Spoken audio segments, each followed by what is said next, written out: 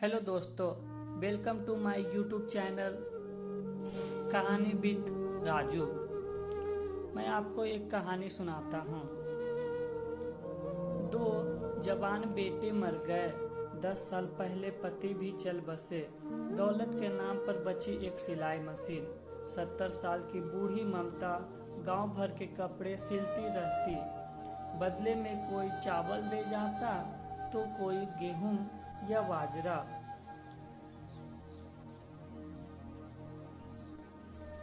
सिलाई करते समय उसकी कमजोर गर्दन डमरू की तरह हिलती रहती।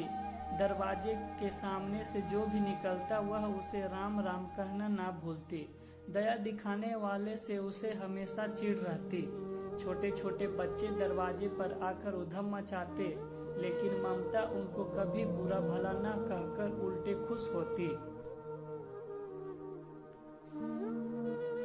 प्रधान जी कन्या पाठशाला के लिए चंदा इकट्ठा करने के लिए निकले तो ममता के घर की हालत देखकर पिघल गए। क्यों दादी, तुम हाँ कह दो तो तुम्हें बुढ़ापा पेंशन दिलाने की कोशिश करूं।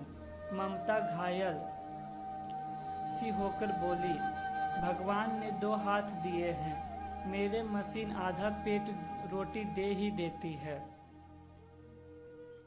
मैं किसी के आगे हाथ क्यों फैलाऊंगी? क्या तुम यही कहने आए थे? मैं तो कन्या पाठशाला बनाने के लिए चंदा लेने आया था, पर तेरी हालत देखकर तू कन्या पाठशाला बनवाएगा। ममता के ये झुर्रियों भरे चेहरे पर सुबह की धूप सी खिल गई। हाँ, एक दिन जरूर बनाऊंगा दादी, बस तेरी आशीष चाहिए। ममता घुटने पर हाथ टेककर उठी। ताक पर रखी जंग खाए संदूकनी उठा लाए। काफी देर उलट पुलट करने पर बटुआ निकाला। उसमें से 200 रुपए निकालकर प्रधान जी की हथेली पर रख दिया। बेटे, सोचा था मरने से पहले गंगा नहाने जाऊंगी, उसी के लिए जोड़कर ये पैसे रखे थे। तब ये रुपए मुझे क्यों दे रही हो? गंगा नहाने नहीं जाऊंगी।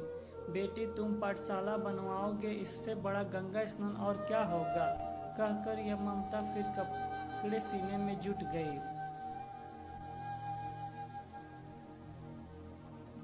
माँ की मृत्यु के बाद तीसरा दिन था। घर की परंपरा के अनुसार मृतक के वंशज उनकी स्मृति में अपनी प्रिय वस्तु का त्याग करते थे। मैं आज के बाद बैगनी रंग नहीं पहनूंगी, बड़ा बेटा बोला। वैसे भी जिस ऊंचे ओहदे पर वह था, उसे बैगनी रंग शायद ही कभी पहनना पड़ता। फिर भी सभी ने तारीफें की। मंझला कहाँ पीछे रहता। मैं जिंदगी भर गुड़ नहीं खाऊंगी, ये जानते हुए भी कि उसे गुड़ की एलर्जी है। पिता ने संतावना की सांस छोड़ी। अब सबकी निगाहें छोटे पर थी। वह स्तब्ध सा माँ के चित्र को ताके जा रहा था।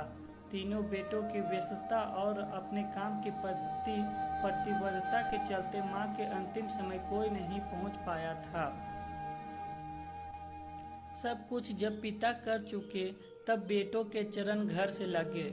मेरे 3 बेटे और एक पति, चारों के कंधे पर चढ़कर शमशान जाऊंगी मैं। माँ की ये लाड भरी गर्भो भक्ति कितनी ही बार सुनी थी उसने, और आज उसका खोखलापन भी देख लिया। बोलिए समीर जी।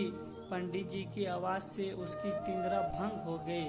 आप किस वस्तु का त्याग करेंगे?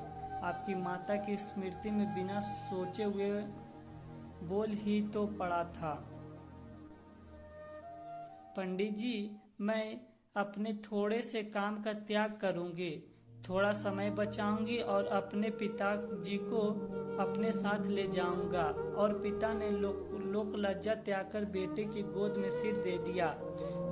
हमें उम्मीद है ये कहानी क्या सिखाती है, आप सभी समझ गए होंगे। फिर भी आखिर में 2 लाइनें सभी युवा दोस्तों के लिए लिख रहा हूँ, जिसे मैं खुद हमेशा अपने दिमाग में रखता हूँ। अपने कीमती समय से थोड़ा समय अपने परिवार के लिए बड़े बुजुर्गों के लिए भी निकालिए, क्योंकि शायद जब आपके पास समय होगा तब आपके पास ये खूबसूरत सा परिवार नहीं होगा।